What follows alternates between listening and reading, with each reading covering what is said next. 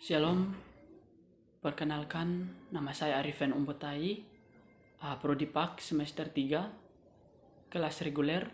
Dalam kesempatan video kali ini, saya akan membahas atau menyampaikan materi tentang tentang empat jenis arah komunikasi.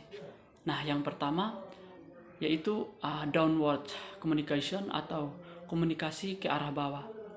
Nah, komunikasi ini adalah bagaimana dalam penyampaian informasi dari atas ke bawah. Artinya dari guru kepada siswa. Nah, dengan struktural di organisasi. Sehingga penggunaan komunikasi ini sangat efektif untuk menyampaikan suatu instruksi, pengarahan, dan pengontrolan dalam suatu komunikan. Nah, dan juga komunikasi ini bisa dijalankan baik itu secara lisan atau juga bisa dilakukan secara tertulis. Intinya sesuai dengan konteks dan kontennya. Nah, jadi contohnya komunikasi ini dalam proses pembelajaran di suatu kelas atau di sekolah. Yang pertama itu bagaimana guru menyampaikan suatu materi atau membahas materi di dalam kelas.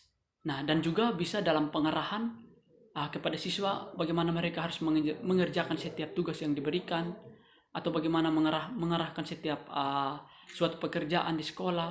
Nah, itu dan juga bisa dalam pengontrolan agar mereka tidak ribut di dalam kelas, tidak terjadi suatu keributan atau dan lain sebagainya. Nah, itu yang disebut dengan komunikasi dari arah atas ke bawah atau downward communication. Nah, kemudian yang kedua yaitu upward communication atau komunikasi dari arah bawah ke atas. Nah, bagaimana komunikasi ini dalam penyampaian informasi dari arah bawah ke atas, yang artinya dari murid kepada guru. Nah, sehingga komunikasi ini bagaimana dapat berjalan secara efektif, yaitu bagaimana murid menyampaikan suatu pendapat atau ide atau tanggapan kepada guru.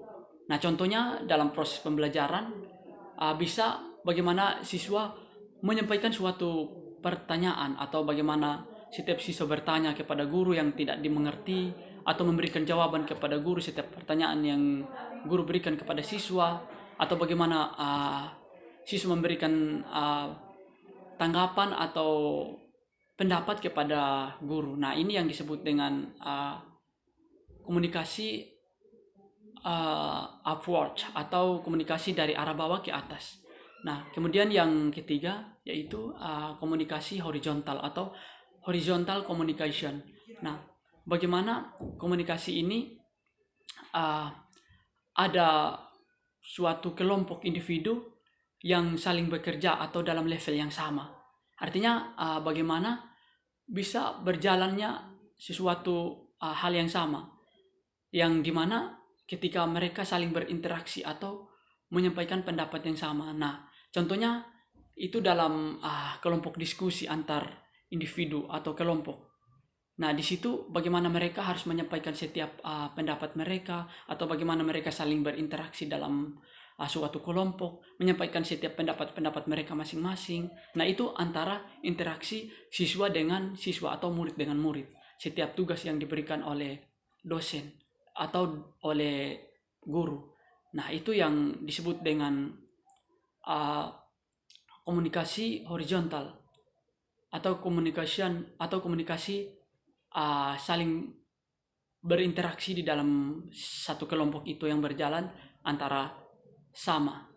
Nah, kemudian yang terakhir yaitu komunikasi antara dari kelompok kelas kepada kelompok yang di luar kelas atau kepada orang-orang di luar kelas. Nah, artinya bagaimana komunikasi ini dikatakan komunikasi massal atau komunikasi diagonal.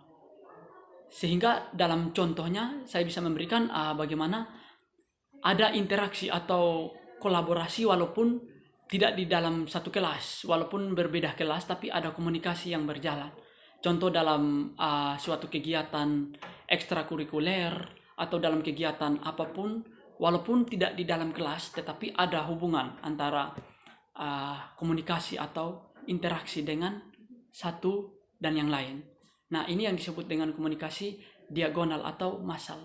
Nah, oke, jadi ini yang saya bisa jelaskan kepada Mister. Kurang dan lebihnya saya mohon maaf. Terima kasih. Shalom.